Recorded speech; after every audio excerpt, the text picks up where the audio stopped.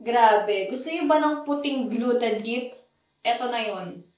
Ito na yung hinahanap nyo.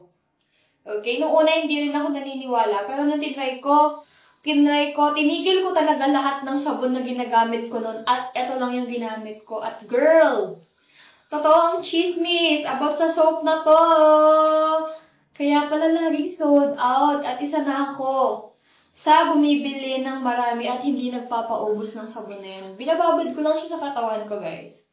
Ayan. Diba? Kapag gusto mo talaga pumuti, kailangan consistency is the key.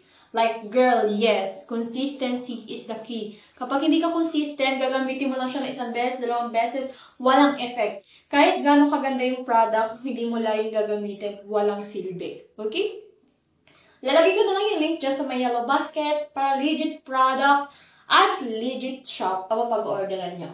Bye! Bilisan nyo na, lagi itong sold out. Ang tagal pang matunaw.